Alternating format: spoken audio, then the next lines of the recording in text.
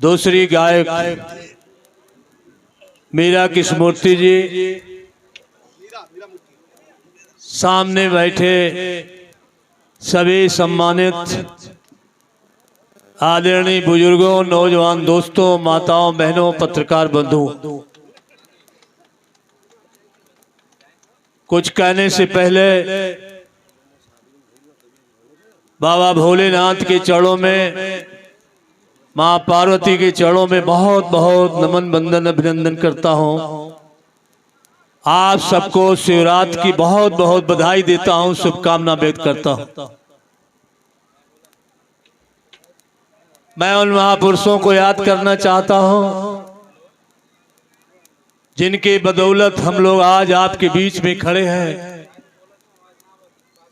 चाहे डॉक्टर लोहिया रहे हो, बाबा भीमराव अम्बेडकर जी रहे हो, चाहे माननीय नेताजी रहे हो, चाहे माननीय और कांसीराम आज हम लोगों के बीच में नहीं हैं, जिन्होंने हम जैसे लोगों को भी ताकत दिया, सम्मान दिया, जो संविधान बनाया उसी संविधान की बदौलत आपने देश प्रदेश की सबसे बड़ी पंचायत में भेजने का काम किया।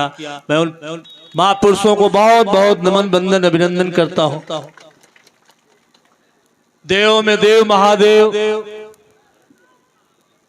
जिनके नाम पे आज पूरे देश में, दुनिया में आज महाशिवरात्रि का पर्व मनाया जा रहा है। भगवान के नाम पे, धर्म के नाम पे, अभी भाई विजयलाल कह रहे थे, उन बातों को हम नहीं कहना चाहते। मैं समझता हूं भाई विजयलाल जी, जेपी आंदोलन के बाद बिहार में इतनी बड़ी रैली हुई जिसमें माननीय लालू यादव जी, तेजस्वी यादव जी, माननीय अखिलेश यादव और राहुल गांधी ने उस रैली को संबोधित करने का काम किया। ये जनता का जुनून है। आज जिस तरह से किसान है, गरीब है, नौजवान है, जिस तरह से चौराहे पे खड़ा है, ये सरकार केवल उद्योगपतियों के लिए काम कर रही है। 15 लाख करोड़ उद्योगपतियों का कर्जा माफ हो गया। 1000 से ज्यादा किसान शहीद हो गया। हजारों शिक्षा मित्र शहीद हो गए। हमारे आपकी बहन बेटियां आज भी 69,000 शिक्षकों के भर्ती के लेके आंदोलन कर रही हैं। देखा होगा आपने टीवी टेलीविजन में जिस तरह से तड़पड़ा रही। 80 लाख नौजवानों ने संकल्प ले लिया है देश में, प्रदेश में। 60,000 तो पुलिस भर्ती वाले लोग हैं, जो 50,000 भर्ती में 60 लाख लोगों ने फार्म भरा था। 400-500 आरओ की भर्ती थी, जिसमें 12 लाख लोगों ने फार्म भरा था। अरबों खरबों रुपया इनका लूट लेने का काम किया, लेकिन पर्चा आउट करा के इनको नौकरी देने का काम नहीं किया।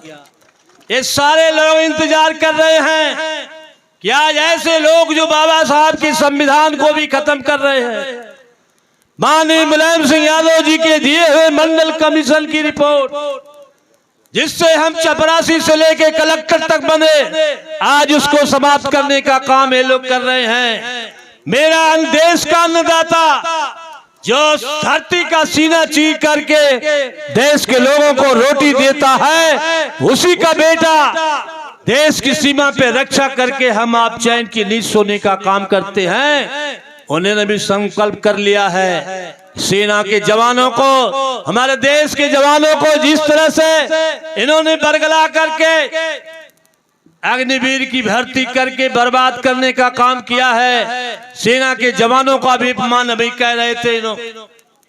माननीय नेताजी ने ये कानून बनाया था।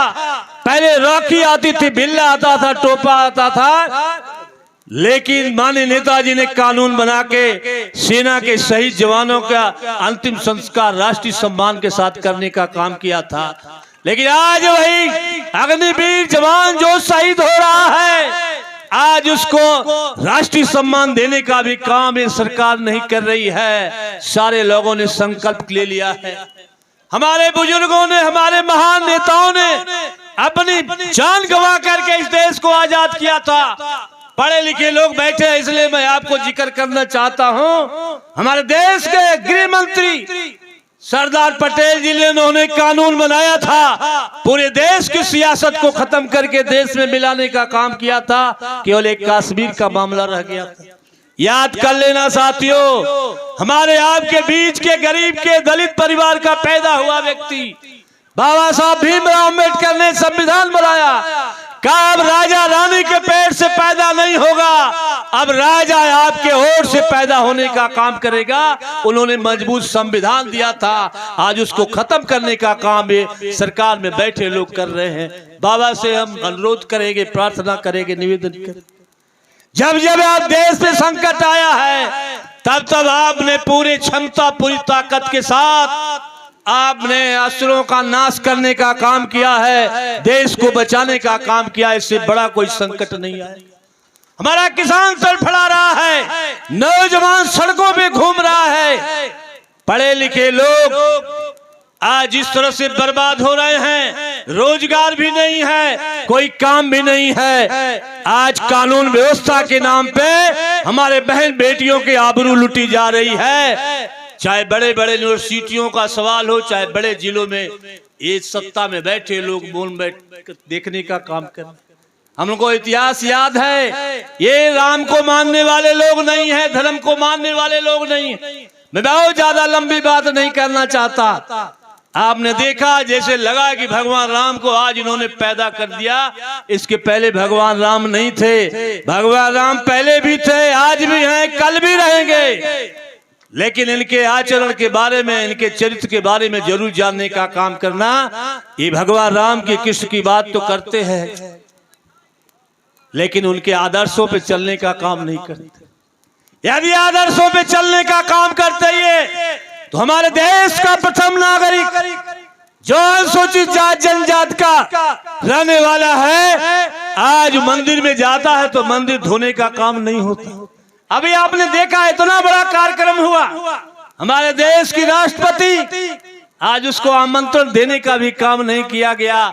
बताओ, अब मैं चैलेंज करके पूछना चाहता हूं इस धर्म के ठेकेदारों से कि भगवान राम ने भी सेवरी की जूठी बैर खाई थी, भगवान कृष्ण ने भी दुर्योधन का 56 भोग छोड़ करके विदुर का केला का छिलका तक छोड़ने का काम नहीं किया था। ये हमारे देश को बदनाम करने का काम कर रहे हैं, हमारे संविधान को बर्बाद करने का काम कर रहे हैं। आज आए हो आप उत्सव में, मैं ज्यादा कुछ नहीं करना चाहता, लेकिन जब देश खतरे में है तो आप बताओ, जब देश नहीं रहेगा तो कहां बैठ के उत्सव मनाने का काम करो?